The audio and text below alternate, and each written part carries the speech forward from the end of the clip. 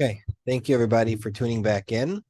We are continuing our shiur on Tefillah, which is a shiur where we study Jewish liturgy using the Siddur as our baseboard for understanding Jewish liturgy and going tefillah by tefillah. Now, last week we took a little bit of a detour because we studied the slichot. Since our Ashkenazi brethren were beginning their beautiful slichot, we took a little bit of a detour to study the very complex history of the slichot. And although some earlier scholars saw a core simplicity in morning slichot, we demonstrated last week that almost all of the Go do your thing and take off your socks. prayers, all of those early slichot prayers that we say in the morning of the Sertimei Teshuvah or the week before Rosh Hashana, many of those prayers have a much more complicated history. And to recap quickly what we did last week, we saw that there was a piyut called Erech Apayim Ata, was composed for Yom Kippur, and it's a specific type of piyut for a specific type of piyut for a specific type of portfolio of piyutim for Yom Kippur, and then that got copied into the that piyut got copied into the piyutim of Taniot, and from Taniot it got copied into the Ashmoret, and then finally it got expanded further, and the early morning prayers became what they became today. And we also discussed a little bit of how convoluted it became at the time of the printing press, and how random or arbitrary, many of the modern slichot are. So I would refer anybody back to that shiur on slichot, or they could contact me directly, because again, it was very complicated, and I'm sorry if I didn't get it all across perfectly. That was last week. This week, I really wanted to get back to the Siddur, but it's almost Rosh Hashana. And so, Baruch Hashem, we're lucky enough that we can do both, because the next place we're holding in the Siddur, after finishing all the Bakashot and all the Birchot HaShachar, is one of the first prominent sections of the Siddur, which is the Parashat HaAkeida. And that is, if you open almost any Siddur today, Ashkenaz, Sephardi, Temani, Italian, you name it, no matter what you're opening, you're going to find a section that's called the Parashat HaAkeida, where essentially there is a perek from Bereshit Chafbet, where we read the story in Sid Vayera, Lech Lecha, that Avraham Avinu goes to under the command of Hashem, to sacrifice his son to him. The Jewish people don't call this the Korban Yitzchak. We call this the Akeidat Yitzchak, the binding of Yitzchak. This is for many interesting reasons. Some are mystical, some are theological, but the idea is here that we do not emphasize the sacrifice of Yitzchak, because he was never sacrificed, nor was that the intention. We emphasize the binding of Yitzchak because, of course, the intention was the submission and the worship and the complete absolute submission to God. So this is why it's called the Akeidat Yitzchak, or the Parashat HaAkeida, the parasha of the binding. Now, where does it come from to say a Parashat HaAkeida in the morning? If you look around, most of your fellow Jews probably do not, most people don't have the time in the morning to say some of those extra things in the Siddur. So how do we know that it's extra? And how did it become that so many Siddurim would include it if a minority of people end up saying it? And it's something interesting to note in our study of liturgy, that a text, let's say a printed book, is not always a good witness to what is actually performed, right? If you find a text from a long time ago, or a contemporary text, it's just a witness. It's a textual witness. It doesn't tell you, having a text in a book doesn't tell you that people actually said that. It just says that somebody wrote it in a book and that such a prayer existed. So if somebody in 300 years from now was looking at a prayer book from America in the 2000s, they would think, oh, wow, look, they have the Akeidah in here. Everybody said the Akeidah and all these extra things, Tfilat Chana in the morning. But the reality is, of course, that sometimes people say things that are in the Siddur, and sometimes people say things, do not say things that are. So the actual manuscripts or the printed books are not always an accurate testimony for what was actually happening on the ground. And therefore, from a historical perspective, looking at the Siddur through the lens of manuscripts and printed books doesn't always give us an accurate view of history. But if we're going to find the first place where there's a recommendation to mention the Akeidah as a zechut, as a merit for our goodwill or for our ability to shirk evil, that would be in a midrash. This is a midrash in Vayikra Rabbah. Let's see this together. Midrash says in Vayikra Rabbah, this is Perek Bet, number 11, number Yud Aleph. V'shachatet ben bakaru ba'ayel hu omer, tzafon al fnei Hashem, amru. בשעה שעקד אברהם אבינו את יצחק בנו התקין הקדוש ברוך הוא שני כבשים, אחד של שחרית ואחד של ערבית.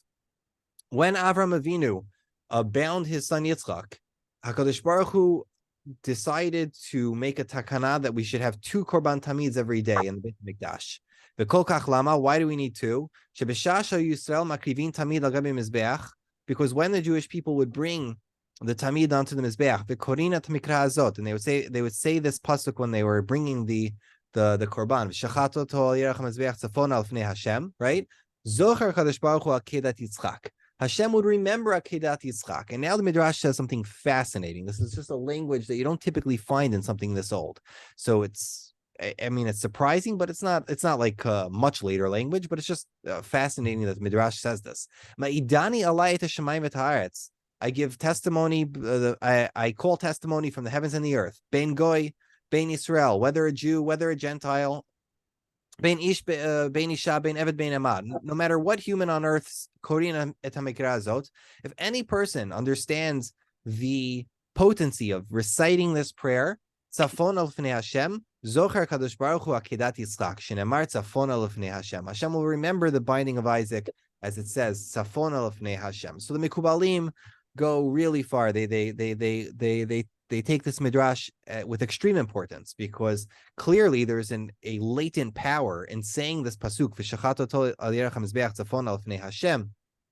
This is a pasuk about regarding the tamid, that they see that this pasuk has an extraordinary power. That's not only unique to the Jewish people. Even if a goy would say this pasuk, I don't even know how he would be allowed to, but this pasuk would be able to save you from harm, because it recalls the zechut of Akeidat Yitzchak. Fascinating thing. Why tzafona lefnei Hashem? There's a something in the word tzafona, right, which is the north towards Hashem, or hidden before Hashem. There's something in latent in that word. The Kabbalists see tzafun as something like from the midat hagvura, that it could be that chesed could be restricted, that chesed giving into gvura can see its restriction.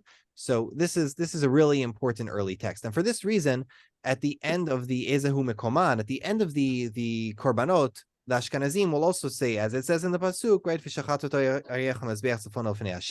While the Sfaradim, we added a whole separate part for this. We have a Yehirat Son special for this pasuk, and then we say the pasuk, because it's a big zechut to say it every single day. Of course, if you have no time, you don't have to say the Yehirat Son, but the V'shachat oto is just very important to say this pasuk.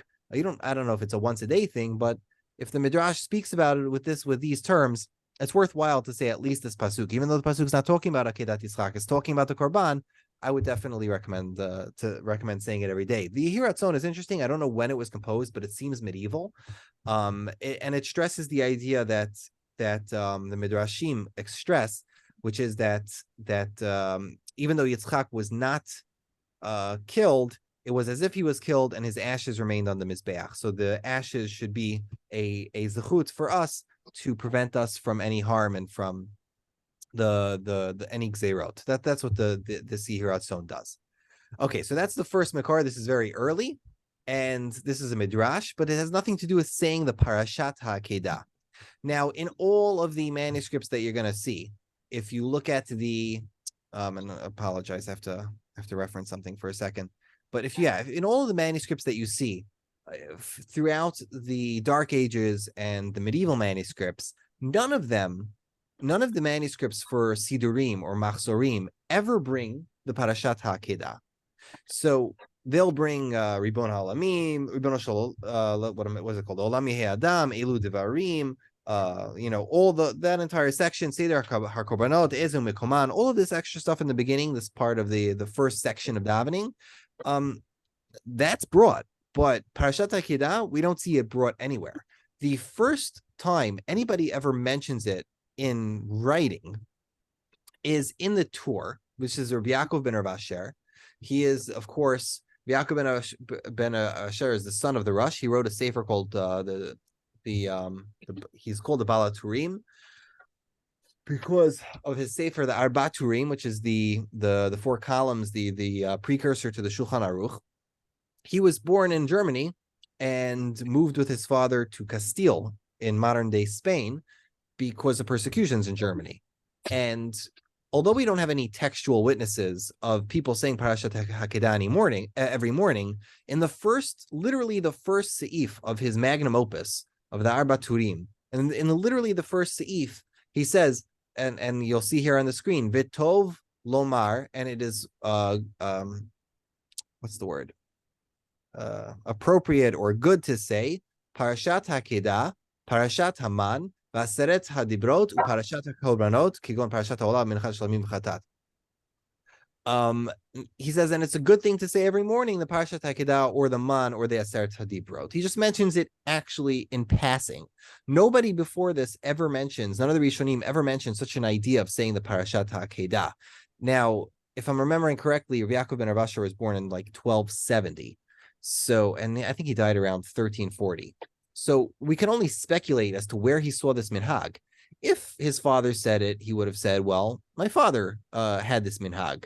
If it was his own chidush, he probably would have said Venir Ali or Omer Ani or some other language like that. But to just make this up in the first, you cannot say that Rabbi Yaakov ben Rav Asher was making something like this up. It's just completely out of character, especially in the first siman of your magnum opus, which is a legalistic work, a work of law. You're not going to make something up without clearly delineating that it's your own innovation. So clearly the Torah in the late 1200s or the early 1300s, clearly the Torah himself is attesting to a pre-established custom that he witnessed either in Germany or in Castile. Earlier than this, or a little bit earlier than the Torah, there's a person named Rav Yehuda ben Yakar, who was one of the Rebbeim of the Ramban, Nachmanides. He is quoted by the Beit Yosef as saying that the V'shachat Oto is important to say every day because it remembers the Akeidah. So something similar we do see, that we see the idea of saying V'shachat Oto every day rather than just as the Midrash said, whenever you need it. So that we see, that's Provençal, that's a minhag from Provence. But this idea, we don't know where it starts from, and we don't. And what's even more perplexing is that it's not written in any of the manuscripts or the Sidurim or Machzorim that we find from the era of the Torah and the era after the Torah. We simply don't find it in any handwritten Sidur or Machzor, and that's just a very perplexing thing to me. It could be because obviously reading the Parsha is very long, so no scribe wants to write it all out. That could be one reason. But it just goes to show you how inaccurate, how unhelpful manuscripts can be sometimes. So I just to give you an example, most of the manuscripts that we have from medieval times are not sidurim. Sidurim were things that should be used every day, and they were too expensive for most people. So most people didn't buy or use sidurim. You just learn the prayers by heart. But machzorim, which were used for the holidays, contains a wealth of piyutim that nobody could memorize by heart. So these were commissioned for the community, and they were created for the Chazan to use for the Kila by every high holiday. So we have many more machzorim in the collections of libraries around the world than we do sidurim, but there are a few sidurim in libraries around the world. And just yesterday, a friend of mine in yeshiva asked me to look up a nusach of one of the brachot in early sidurim. So of course, I you Google it. My Google is better than your Google, essentially. There's a website called Ketiv by the National Library of Israel, which assembles all of the Hebrew manuscripts that have been digitized or even not digitized into one website, and it's all searchable in one place. It's called KTIV by the National Library of Israel. You can go there and search, and if you search Sidur or Machzor and you specify the century or you specify the region, you could find what you're looking for. So I just stumbled across yesterday this Sidur from Ashkenaz, which is in the Library of Austria. So it's beautiful. I'm just showing it because coincidentally, I was looking at this yesterday. And the reason I'm going to show you this specific Sidur is because, of course, like many other Sidurim, it just completely skips over the Parashat HaAkeida. If you look here, you have the Hiratzon of the previous, after the Brachot of Birkot HaShachar, and then you have Ribon Olamim, V'lanachnu Amanacha B'ritecha. I don't know what that. I think that's an accidental laser pointer. I'm not sure what I did right there. Okay. And you have the korbanot and all the rest of the Lolam Yehe Adam. Okay. How do I? Not quite sure what I did wrong there, but okay. Fine. So now, when it comes to finding the Parashat HaAkeida in a Sidur proper, the first time we ever see it is in the printed Sidurim. So let me. Here we go. Am I annotating? Maybe by accident I'm annotating. Let's clear all drawings. Yes, I was accidentally annotating. Sorry about that. Okay, so if we look at some of the earliest printed Sidurim, and this one here is from the 1490s. This one is one printed in Spain. I'm sorry, this was printed, I think, in Italy for the Kilot of Spain in roughly the year 1490. They call these printed works incunabula, which the early birth, so to speak, of the printing presses. And if you look at this one here, this picture, you will see that right after the Birkat Torah, you have the Birkat Kohanim. And again, a lot of it is ripped, but you have Elokeinu Akeidatenu Zachenu Zichron Tov Milfanecha Fakteinu B'Fukdat Yushav Rachamim Mishmei Shmei Kedem and Vahi Acharei Hadavarim Ha'ela V'Elokim Nisat Avram V'Yomar Elav.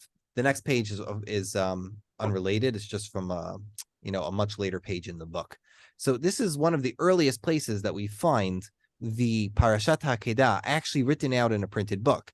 So my theory is simply that nobody wrote it out in manuscripts because it was simply too time consuming, even though it was a known thing that people should recite Parashat HaAkeida every day because of the halachic recommendation. It just never appeared in manuscripts because if you need to read Parashat HaAkeida, pull out a Chumash. I'm not writing this out in the Sidur for you. But when the printing press came about, it just became, my theory is it became much easier or cheaper to print a large body of text. So they went ahead with it. Now, again, cheaper is relative. In the late 1400s, printing was still very expensive. But at the same time, it was relatively easier to do. Once you had the typeset, you were much more likely to commission adding in Akeidah. But one of the most important things that we see here is not only the Akeidah in this Sidur and in Sidurim of this era, we also see an introduction. What is the introduction? Look at it again together. Elokeinu v'Akeidatenu Zachenu b'Zichron Tov Milfanecha Ufakteinu b'Fkudat Yeshua v'Rachamim Mishmei Shmei Kedem v'Zachor Lanu Hashem Elokeinu Avat HaKadonim Avraham Yitzchak Yisrael v'Decha et Brit v'et HaChesed Hashua shenishpat l'Avraham Avinu b'Har Moriah v'et HaKeidah Shacharit Yitzchak Gabi Mizbeach HaKatuv b'Toratach. Then at the end of the Akeidah we say, Ribono Shalom Kamo Shekavash Avraham Avinu et Rachmav V'Asod Tzoncha B'Lev Shlem Keni V'Shua Rachamech et Kaasecha. Now, any enterprising Jew here listening is going to know exactly where that comes from. This comes from, of course, the Musaf of Rosh Hashana. That's why I was excited when I realized that we were going to be up to the Akeidah, because now we can speak about both. This introduction and ending is stolen right from the Musaf of Rosh Hashana. So let me just show it to you together. This is from the Zichronot portion of the Musaf of Rosh Hashana. Elokeinu v'Akeidatenu etc. Somehow, somebody in the 1400s or earlier decided that stealing this part of the Zichronot of Musaf Rosh Hashanah was the right way to open and to close the Akeidah. And honestly, it's a great idea. I don't know who it was. Somebody must have decided to put this in here. Maybe it was a rabbinical advisor to the printers. Maybe it was a minhag which pre-existed the printing press. Whoever's idea this was brilliant, because it's a great tefillah. It's written by the Amoraim or the Tanaim, as we're going to see shortly. So why not? I mean, it seems to be the best idea, and this stuck in all the printed Sidurim that came after the Incunabula. All the printed Sidurim retained this prayer as part of the Sidur. Now, the facts on the ground are that most people don't have time to say the Akeidah every day, but when people do have time, a lot of people do make the effort to say the Akeidah in the morning. It's for sure a minority because, of course, people need to work and people need to get places, but it's in the Sidur for a reason. Okay. Now,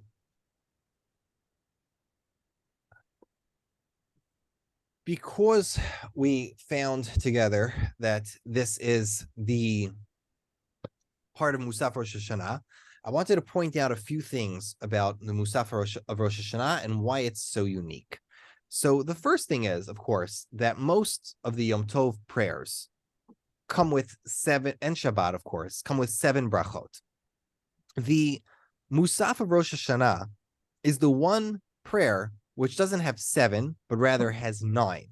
And not only that, but it's also unique enough that it's mentioned by 2 or 3 Mishnayot in Rosh Hashanah. I think it's actually 3 Mishnayot in Rosh Hashanah, where the Mishnayot specify how many brachot have to be said, where you blow the shofar, and how many pesukim you have to say. And this is very unusual. It might sound natural to us today, but for the Mishnayot to be discussing the nusach of a Shmona Esrei is completely unique. The Mishnayot don't discuss the nusach.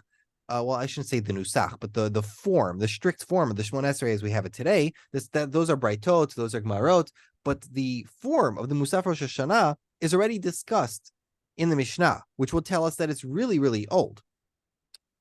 Even more so, I believe there's a machloket Beit Shammai and Beit Hillel, whether or not you always have 9 brachot or is it pesukim or also 10 brachot or pesukim. It's by Shabbat Rosh Hashanah. There's a machloket of Beit Shammai and Beit Hillel who have a 10th bracha on Musaf Rosh Hashanah of Shabbat.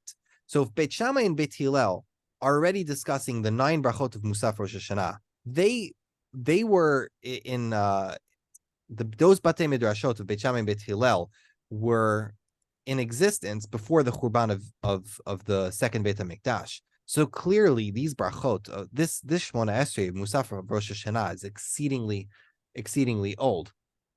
Now, one of the other most unique things about it is that although we know there's a mitzvah, perhaps the Rabbanan, of blowing the shofar on Rosh Hashanah, the Gemara itself is perplexed on Daf Lamed Bet Amud Aleph, I think it is, or Lamed Bet Amud Bet. The Gemara is perplexed. Why do we blow the shofar during Musaf? Right? We know what's the word? That you're supposed to. I'm blanking on this. I'm sorry. I'm having a blank moment. But the minhag is that we wake up early to do mitzvot. Why is it not that right at the beginning of Shacharit, why don't we immediately start Shacharit with shofar? Just like, let's say we do Shacharit and then Lulav, or some people do Lulav even before Shacharit. Why don't we do shofar before Shacharit? Everyone go to shul, hear shofar, and then start Shacharit. So the Gemara says in the Bavli, one reason is Beravam Hadrat Melech, right? No, we want to wait till everybody gets to shul, men, women, and children. So you have to wait until later in the day. Another reason it gives is historical, that it comes from a Shat Hashmad when they had to push the shofar all the way to Musaf.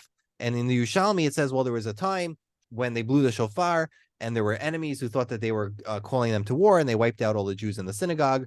So from that point forward, they did the shofar later in the day rather than in the morning. So again, the Gemara itself doesn't seem to know the historical background to why all the tekiyot were concentrated, even in the time of the Tanaim, which is much earlier than them. It doesn't seem to know why they were all concentrated in the Musaf.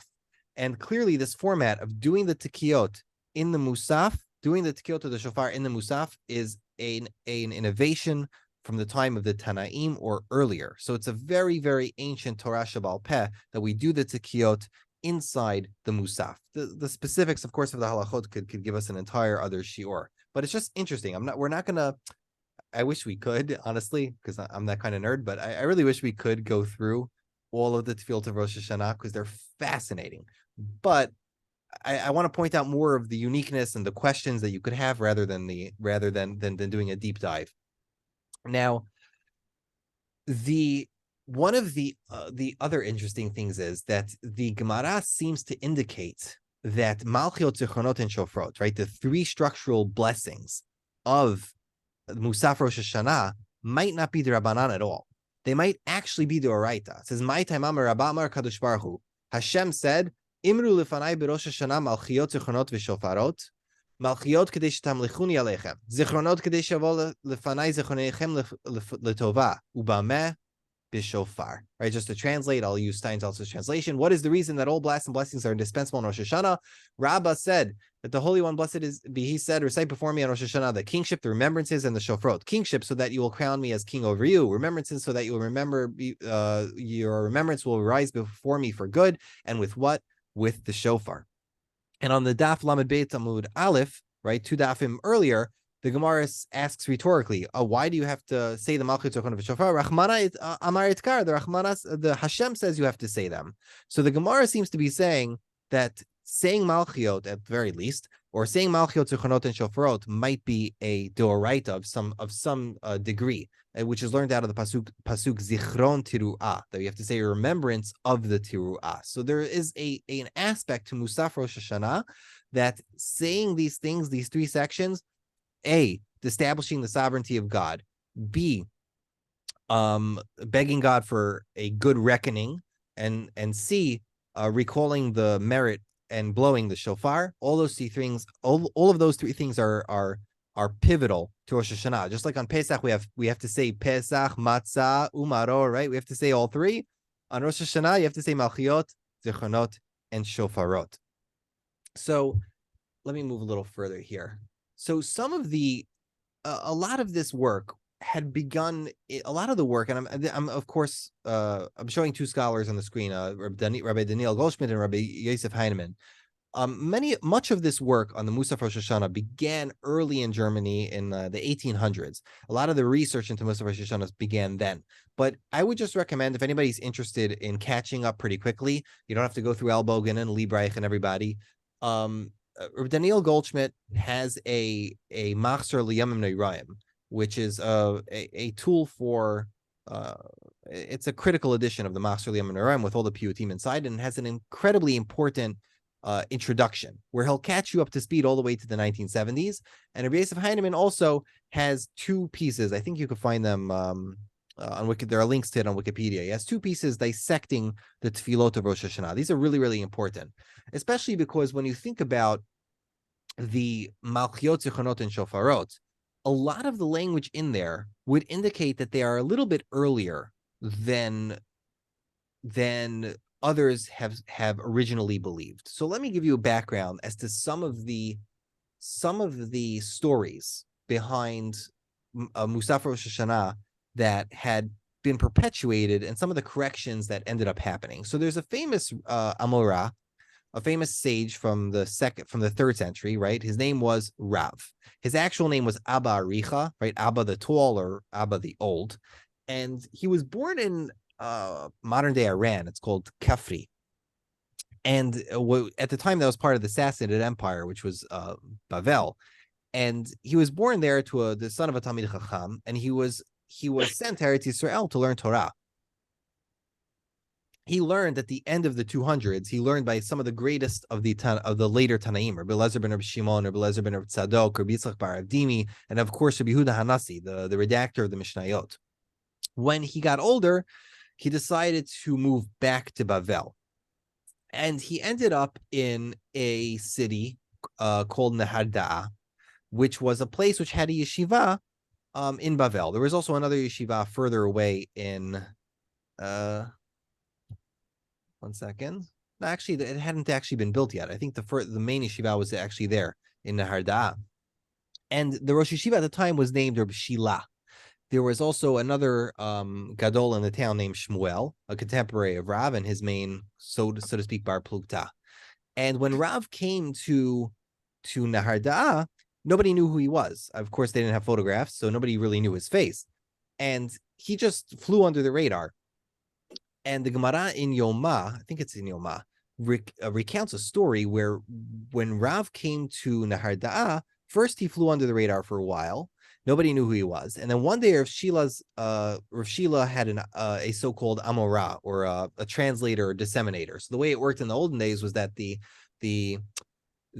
Tana, or the Amora, would speak, and he didn't have a very loud voice, but he would say things short, and then there would be a person who was like a better explainer, who would get up and with a louder voice explain what the rabbi had to say, because you couldn't expect the rabbi, who was the genius, to necessarily be the most eloquent speaker and also to be the most have the loudest voice. So the rabbi would be the genius, the sage, and he would say what he wanted to teach to everybody, and the eloquent, loud-voiced person would go ahead and explain it.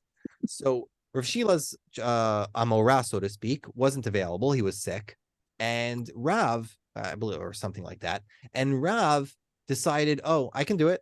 I'll do it. And he stands up and he begins to elucidate Rav Shila's shir. And Rav Shila, there's a discussion there between him and Rav Shila. And Rav Shila's like, wait a second, are you Rav? He's like, are you Abba Aricha? And he's like, yep. And he said, so there's no, absolutely not. I'm like, he wanted to immediately dethrone himself, defrock, like, here, you take the position of Rosh Yeshiva, I'm out of here. Like, you're the greatest living sage on the planet. Ever since Rav Yehuda Nasi was Niftar, he was almost regarded as a Tana, as one of the earlier generation sages. So he wanted to defer his seat of Rosh Yeshiva to Rav. And Rav deferred. He said, no, absolutely not. And even when Rav Shila died, Rav didn't want to take the position. He took a community position as like a dayan, so to speak. He would, not really a dayan, but a policeman in the shuk. He would make sure that the rules in the shuk were appropriate. Anyway, when Rav Shila died, Shmuel took over, and Rav moved to Surah to begin his own yeshiva. Surah, as you see here on this picture, was a little further down from Nahar Da'ah. And Rav created a yeshiva here in Surah. I think this side here is the Tigris River. And up here, Nahar Da'ah was destroyed 5 years later, and they rebuilt the yeshiva of Shmuel in Pumbedita. So Rav builds a yeshiva in Surah. The yeshiva in Surah that Rav builds becomes the main yeshiva for 800 years in Bavel. The bigger one, at its peak, it had almost 1,200 students, according to the Gemara. And Rav's yeshiva grew in size and grew in power, and eventually the Gaonim inherited this yeshiva. But it should be pointed out that in the Gaonic period, there was an old Beit Midrash Shel Rabbeinu. Like, there was the OG yeshiva, the original one, and then there was the main yeshiva. Apparently, that the original core old yeshiva broke off, and there was a greater yeshiva that had built itself in Surah, which surpassed the old yeshiva Rav. So there was a small Beit Midrash Shel Rabbeinu, it was called, right? There was a small Beit Midrash that had the original Rav people who all followed every shita of Rav, and then there was the main yeshiva in Surah. So why is this all relevant? Why am I telling you all about Rav? Very simple, because the Gemara in Yerushalmi quotes a full passage from the Musaf Rosh Hashana, and then it calls it Tkiyata de Rav, the Tkiyata of Rav. Tkiyata is a word for which describes almost like a piyut, or a set of piyutim written for Shmona Esrei of Musaf Rosh Hashana, or even better, to put it in another way, the special Shmona Esrei of Musaf Rosh Hashana is called a Tkiyata.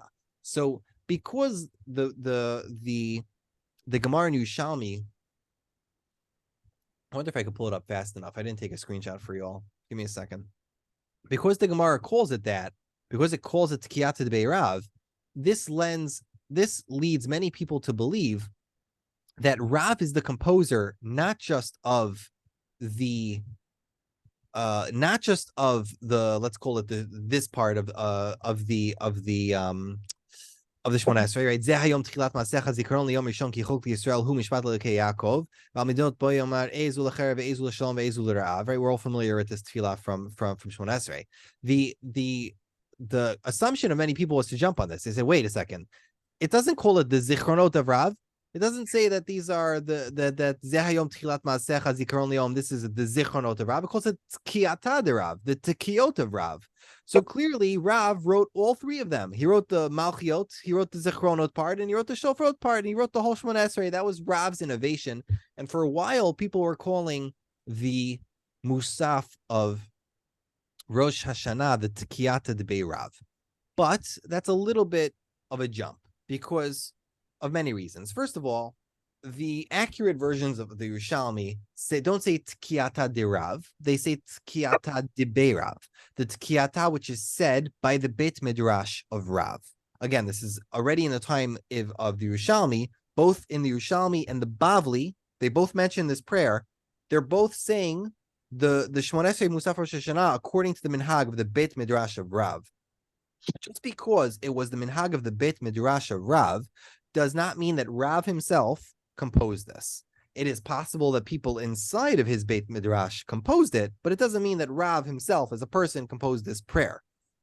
Furthermore, it doesn't mean that every prayer inside the Tkiyata de Rav that we have today, the Musaf Rosh Hashanah, was composed by them, the people in the yeshiva. It's possible that they homogenized previous versions of the Shmoneh Esrei and they put it into one. So, of course, we could talk about this ad nauseum, but some of the best work on this was done by a little bit later. I mean, it began, of course, in Germany, but later in Eretz Yisrael, what's his name? Daniel Goldschmidt and Reis of Heinemann worked very hard on a philological and a form critical approach to dissecting this Musaf Rosh Hashanah. Some of the interesting things I'll mention is, for example, I hope someone listening to this will find this as interesting as I do. But there's a shita in the Mishnah in Rosh Hashanah. It's called the shita of Yochanan ben Nuri. Yochanan ben Nuri holds that we put Malchiot into Ata Kadosh or Kadosh Atav Shemecha, right? We don't put Malchiot into the middle bracha of the Kiddushat Hayom, right? The Vahasienu. We don't hold this way, but that's the opinion of Yochanan ben Nuri.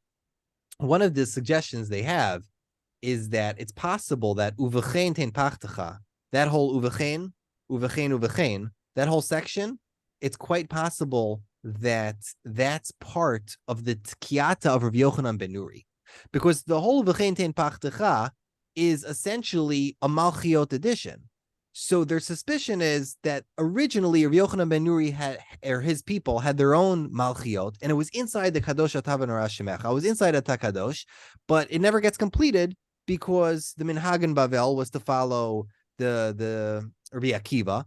I think it's Rabbi Akiva, and they put Malchiot into Kadosh Atav Shemecha. I'm sorry, into the Kedushat Hayom. Therefore, Uvechein Tein Pachtecha is half, or the Peticha, the opening of the Malchiot of Rabbi Yochanan ben Nuri, meaning there was another Tkiyata which they borrowed it from, but everyone loved it, so they kept it in. That's one theory. Another theory, and again, of course, this is the tip of the iceberg, but another theory is that Aleinu l'Shabeach and V'alkein Nekavalacha also are not in their appropriate places.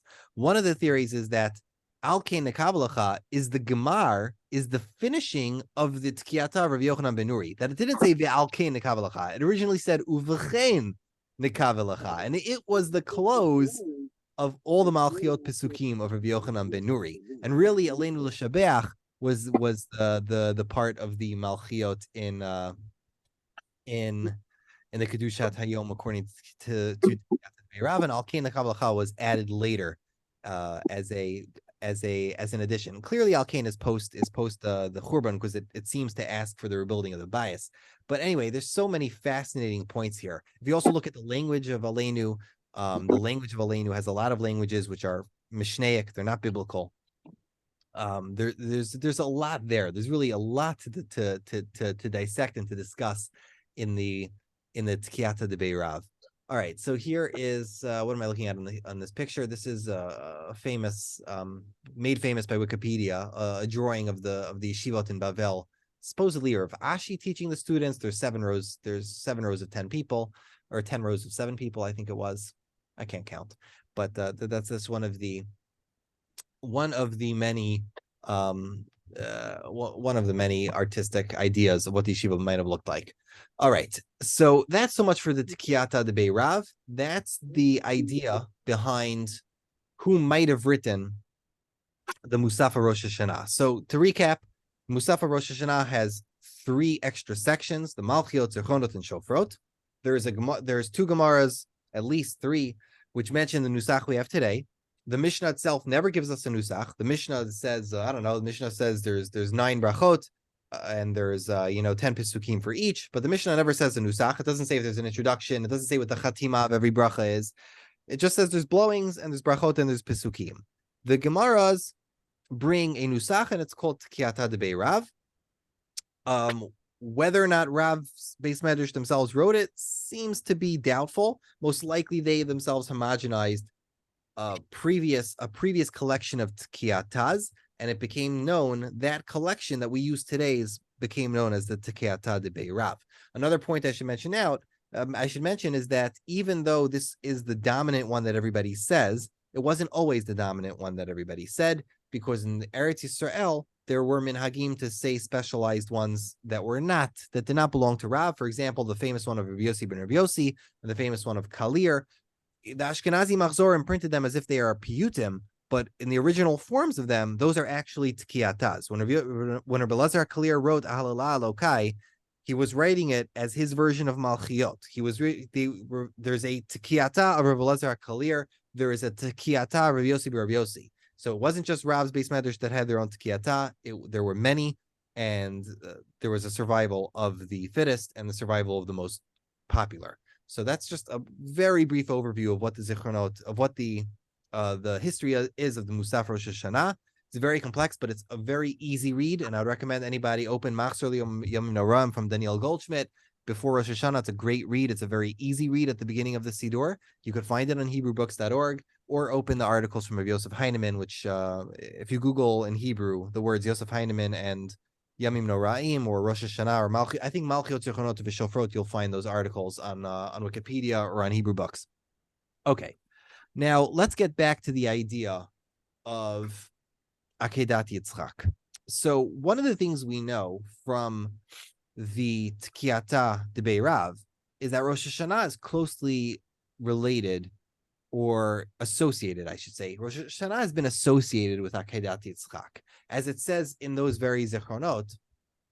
Let me read it again, because my memory is not bulletproof. Vet HaAkeida, right, in the Zichronot, in the remembrances, we say Vet HaAkeida she'Akeidat Yitzchak ben Ol Gabi Mizbeach, right?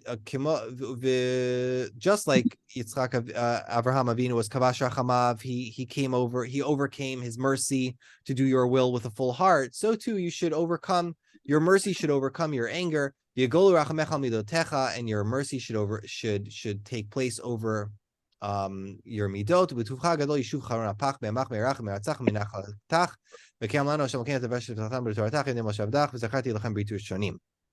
So clearly, the Akeidat Yitzchak plays a prominent role in the ideas of Rosh Hashanah. So this is not the only, the Tkiyata de Rav is not the only place we see this association. We also see it in the Gemara in Rosh Hashanah. The Gemara brings B'Shem Rabbi Abahu. Amar Rabbi Abahu, Lama tokim b'shofar shel ayil. Why is the minhag to use a shofar of a ram's horn? As the Tosafot explain, a ram's horn is not the only horn which is kosher. You could use many other types of horns, but why is it the minhag to use a shofar made from a ram? Amar Kadosh Baruch Hu, tiku lefanai b'shofar shel ayil kadei she'askor lachem Akeidat Yitzchak ben Avram u'ma'aleh ani alechem kilu akatem atzmechem lefanai. The Holy One, blessed is He, said, sound a blast before me with a shofar made from a ram's horn, so that I will remember for you the binding of Isaac, son of Abraham, in whose stead a ram was sacrificed, and I will ascribe it to you as if you had bound yourselves to me. Clearly, the Gemara sees an association between Rosh Hashanah and the Zechus of Akeidat Yitzchak. Now, the exact association doesn't seem to be perfectly clear. It could, some have suggested that, well, the Akeidat Yitzchak happened on Rosh Hashanah. That's possible. But the most obvious connection between Rosh Hashanah and the Akeidah is, of course, the idea of the triumph of Rachamim over Din. Avraham Avinu represents Chesed. He represents mercy, and he was able to triumph his own mercy over God's will, and to bring it and to do God's will fully. And Yitzchak represents Din or Gevura, and because Avraham, was willing to sacrifice his son Yitzchak, and Yitzchak was also willing to be sacrificed, there is this relationship between Rosh Hashanah and the ram's horn of that episode the shofar of that episode was the zechut for the Jewish people going forward. Of course, I'm sure everybody's familiar with all of these midrashim. Now, the significance of Akeidat Yitzchak itself, of course, has been also widely spoken about, but the main Jewish idea is, of course, as I'm sure all the Jews listening are familiar with, the main Jewish idea is that the Akeidat Yitzchak was the birth of the Jewish nation. It was the birth of a patriarch who was willing to commit to completely submit himself to Hashem and to say that, let's take reason, throw it out the window. Let's take our emotions, throw it out the window, and let's only follow and let's submit ourselves completely to God's will. And this idea of being able to recognize that there is a supreme, supra intelligent being who we should obey at any given time is one of the core tenets of Judaism. And Avram Avinu was willing to recognize that he was being confronted with the problem of evil, that this is a moral evil, this is a divine evil, and yet because it was the will of God, he was willing to move forward and to say, I'm going to follow the will of God, even though it's above my understanding, which is, of course, a foundational aspect to monotheism. As you go further on, of course, throughout the years, there's been many more, let's call it extrapolations and homiletics and many more midrashim and pirushim written about the Akeidah and all of its significance. There's too much to say. Of course, I mean, in modern times, the Rav, right, or Soloveitchik used to say that the Akeidah comes to teach us that man doesn't always have to be victorious, that a man has to be willing to submit and surrender to God. And the Mikubalim, of course, say that spiritually speaking, that Akeidah implanted in all of our DNAs the ability for a Jewish person to sacrifice himself to Hashem. That when it comes to dying al Kiddush Hashem, we get that power from the Akeidat Yitzchak. That's this power of complete submission to Hashem and our soul's ability to connect with Hashem on the deepest of levels comes from the triumph of Yitzchak Avinu's neshama that happened by the Akeidat Yitzchak. I also remember seeing Rabbi Sachs. What does he say? He says something funny. He says that this is so I guess we could call this Saxian. He says that in the time, and let's call this the Bronze Age, and even to the Iron Age, there was a tendency of families to believe that there's no individuals, right? The father is the king of the household. The father owns the family. He can kill his family if he wants to.